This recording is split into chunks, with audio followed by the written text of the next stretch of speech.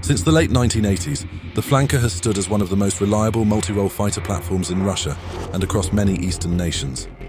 Much like the F-15 has come to symbolize Western air superiority, the flanker has emerged as a defining icon of Eastern aerial power.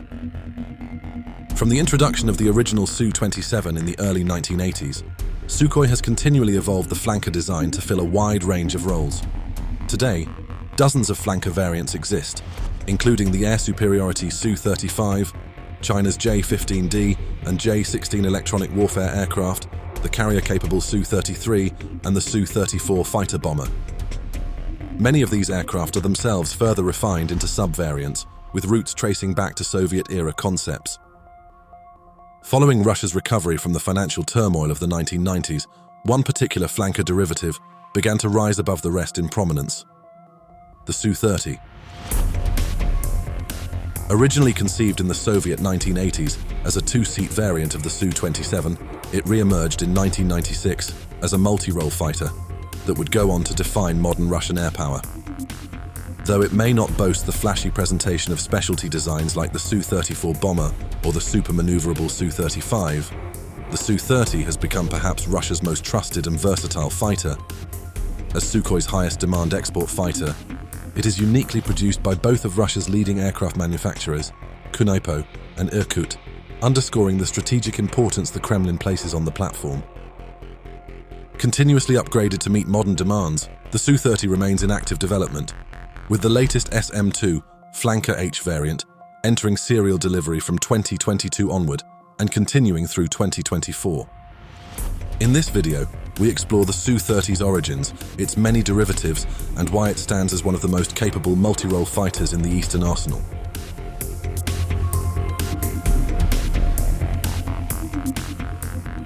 The roots of the Su-30 trace back to the mid-1980s, in the twilight years of the Soviet Union, when the concept of a twin-seat, long-range interceptor variant of the Su-27 began to take shape. Throughout the 1990s, the flanker platform faced an uncertain future. Russia's struggling post-Soviet economy and industrial upheaval cast doubt on the program's viability. Several derivatives conceived in the USSR's final years were tested, including the Su-27M, a precursor to the modern Su-35, and technology demonstrators like the Su-37, which toured internationally in search of export interest. Meanwhile, rumors out of China suggested the early 90s Russian kits were inferior to the late 80s Soviet aircraft China received, which pushed China to improve the design domestically, though official confirmation is scant. Around 1995, in an effort to attract foreign buyers and sustain its defense industry, the Russian government encouraged Sukhoi to develop a new export-focused platform. While attention remained on reviving legacy projects like the Su-27M, this new initiative emphasized a versatile multirole fighter capable of competing with the West's most successful designs. At the time, the F-16C and FA-18 were gaining ground internationally as flexible all-purpose fighters, and the newly introduced F-15E Strike Eagle set a high bar for multirole capability. For Russia, the decision to pivot toward a true multirole fighter would prove both timely and strategic. To meet this new requirement, designers revisited a Soviet-era concept known as the Su-27PU.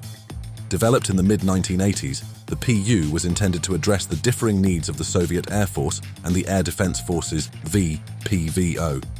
While the base Su-27 suited the Air Force's air superiority role, the VPVO needed a longer endurance aircraft capable of extended patrols over the Soviet Union's vast and remote borders. Long patrols that required fuel to spare for potential fights. They envisioned a twin-seat fighter that could act not only as a long-range interceptor, but also as a forward-deployed airborne command post. Development began in 1986 with the goal of adapting the Su-27UB twin-seat trainer into a fully combat-capable interceptor. The initial proof-of-concept testbed flew in June 1987 and met with success, leading to the construction of two prototype Su-27PU aircraft. The first of these flew on December 31, 1989. Between 1990 and 1992, 3 improved pre-production models followed, with the first of that series flying on April 14, 1992.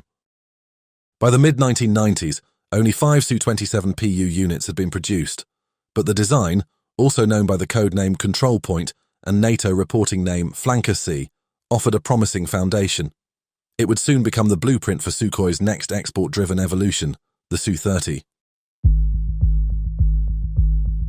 In late 1994, the Indian Air Force initiated discussions with the Russian government to procure a modern fourth-generation multirole fighter. The goal was to transform its aerial capabilities.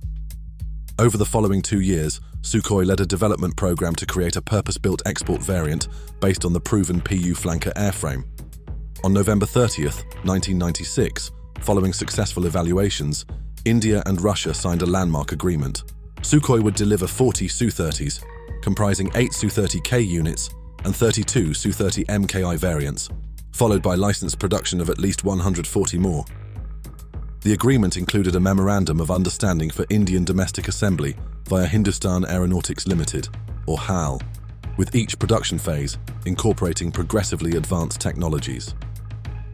With India's order confirmed, the Russian government officially redesignated the project in 1996.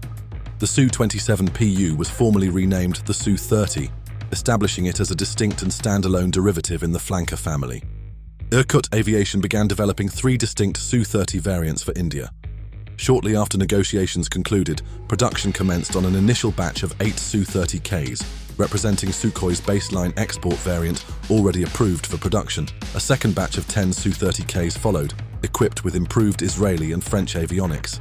These early K models, based on the Flanker C design, retained fixed engine nozzles and closely resembled the earlier Su-27 PU in appearance. From the third batch onward, India began receiving the bespoke Su-30 MKI variant, internally designated Flanker H. Drawing on innovations from the Su-37 demonstrator, the MKI incorporated forward canards and, by batches 4 and 5, AL-31FP engines capable of thrust vectoring.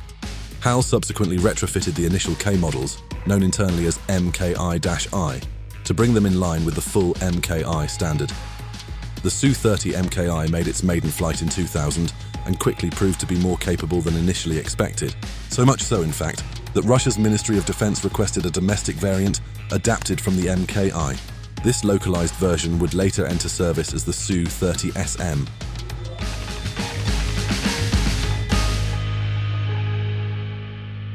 Meanwhile, Sukhoi's other major manufacturing partner, KnAAPO, had begun developing a separate Su-30 variant for export to China. China, already familiar with the flanker platform, was also seeking a new multirole aircraft. The PLAAF had been the first foreign buyer of the Su-27, signing the so-called 906 project agreement in 1988, making it the only foreign air force to acquire flankers during the Soviet era. By 1995, however, China sought a more advanced fighter to compete with cutting-edge American designs, particularly one optimized for multirole operations and precision strike. Initial contracts were signed in 1996 and finalized by March 1999.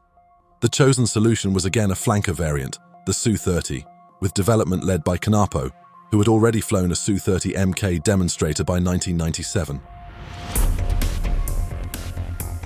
Because KnAAPO and Irkut were rival manufacturers, the Su-30 program effectively branched into 2 separate development paths, a divergence that remains to this day.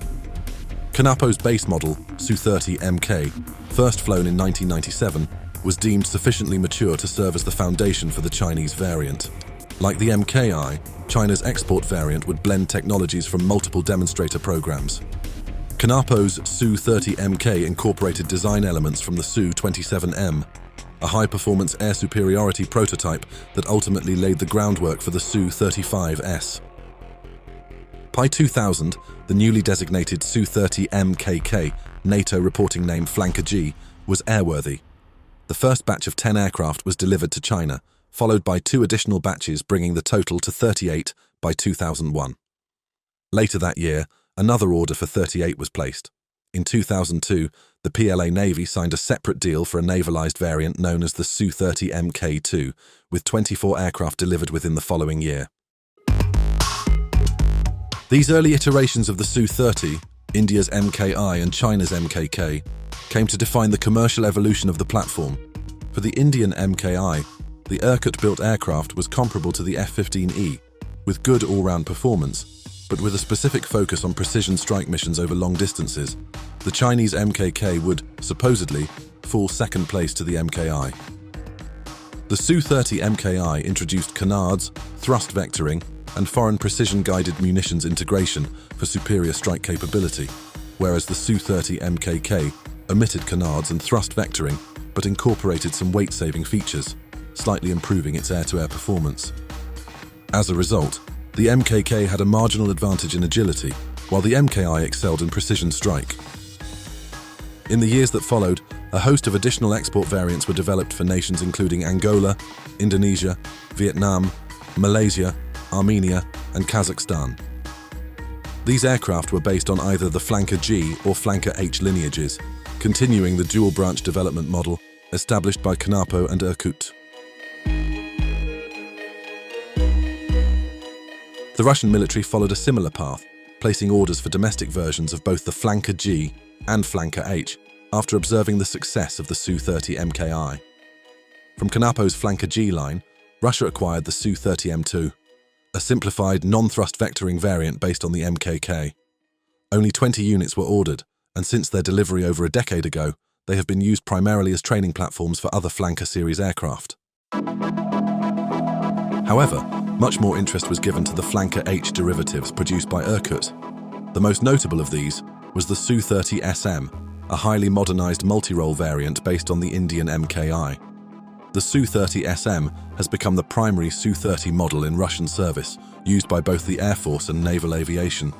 It saw its combat debut in Syria in 2015, performing multirole and overwatch duties, and has since been employed in a wide range of missions during the war in Ukraine.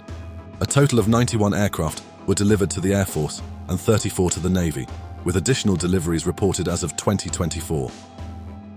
A second variant, the Su-30 SM2, has since been introduced as an upgraded version of the SM. Designed with enhanced multirole capabilities, the SM2 is primarily tailored for naval aviation and features compatibility with long-range standoff weapons, including cruise missiles and the hypersonic R-37M. This mirrors the capabilities of the Su-35S, which has successfully used the R-37M in Ukraine to down enemy aircraft from extended distances.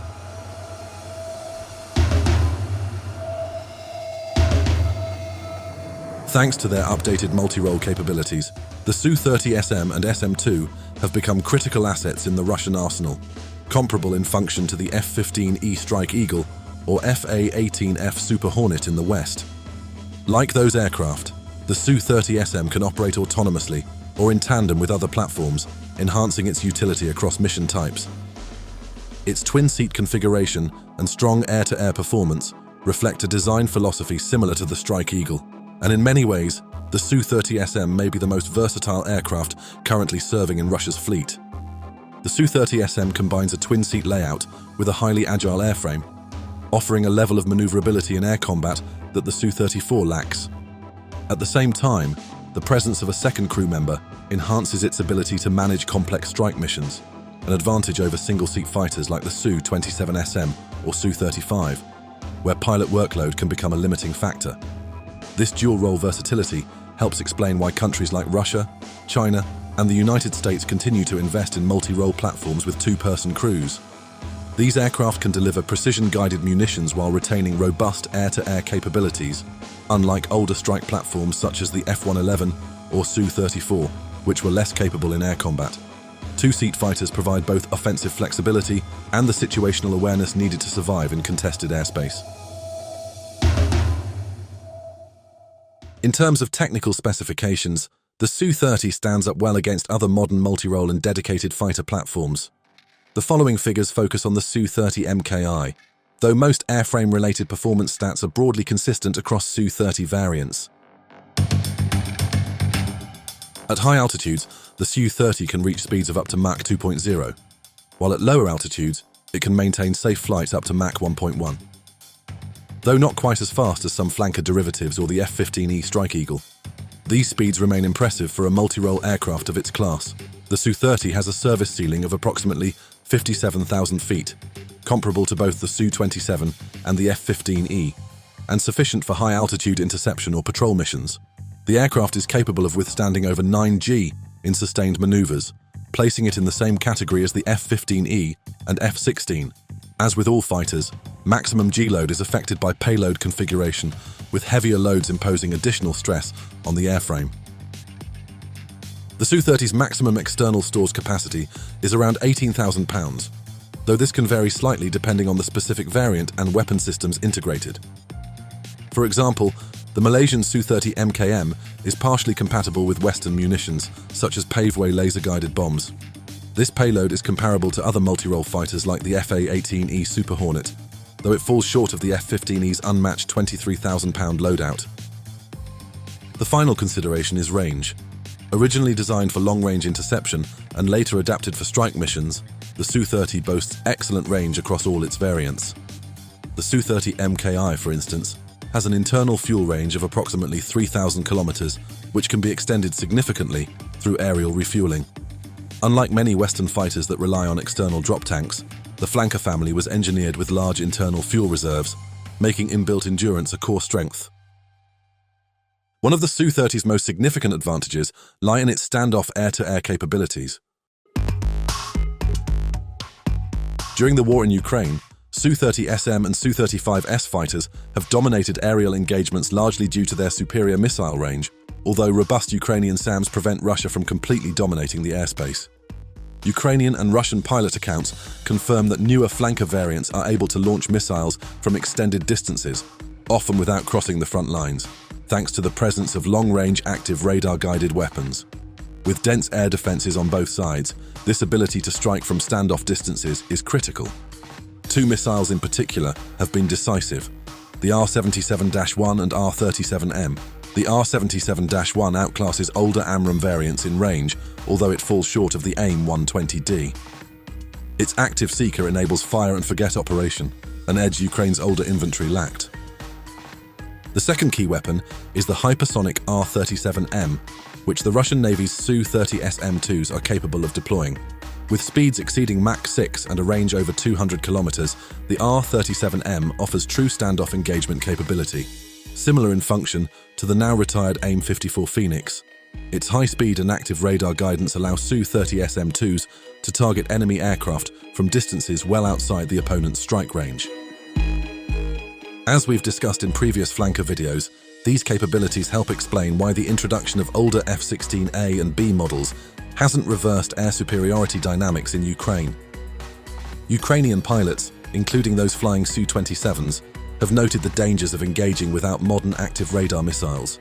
Without long-range weapon options, pilots must approach heavily defended airspace and risk entering the no-escape zone of enemy standoff missiles. Those using semi-active missiles face an added burden, maintaining target lock until impact, which denies them the ability to turn away after firing. For Russian pilots, the most lethal threat remains ground-based air defenses.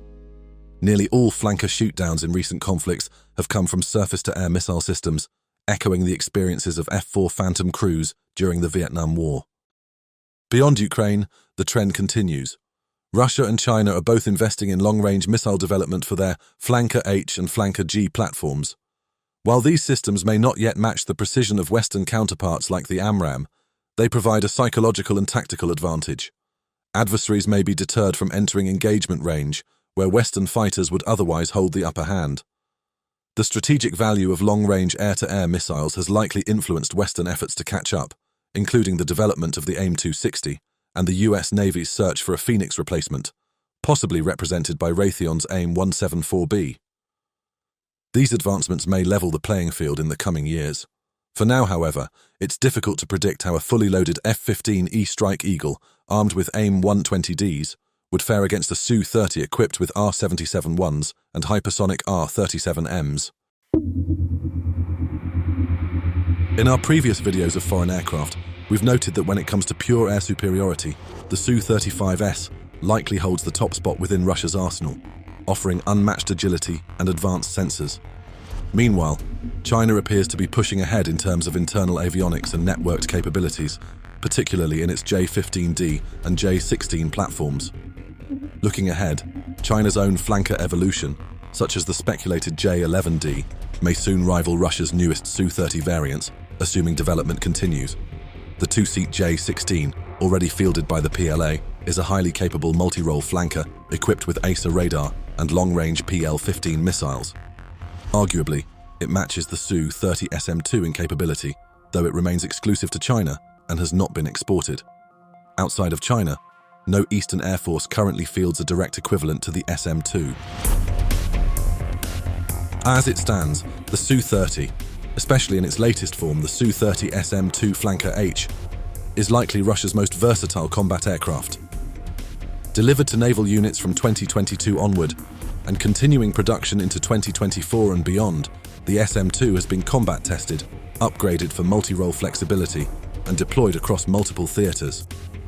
For now, it remains unmatched within Eastern aviation circles as a true all-rounder. When compared with Western designs, the Su-30 stands roughly on par with the FA-18E and F-Super Hornet in terms of payload capacity, operational range, and mission versatility. However, how it measures up to the F-15E Strike Eagle, one of the most capable multi-role strike fighters in the world, remains open to question. As global militaries increasingly blend Eastern and Western technologies, the future of the flanker platform, particularly the Su-30, will likely depend on how adaptable it proves. Nations like India, Malaysia, and Indonesia may continue integrating Western systems into their flanker fleets, improving compatibility and network integration. Just as the Chinese J-16 reflects a shift toward more data-centric, sensor-fused operations, foreign-operated Su-30s may become increasingly westernized to suit the needs of countries navigating between strategic spheres. Thanks for watching, and if you appreciate what we are doing, please subscribe and support us by checking out our merchandise shop.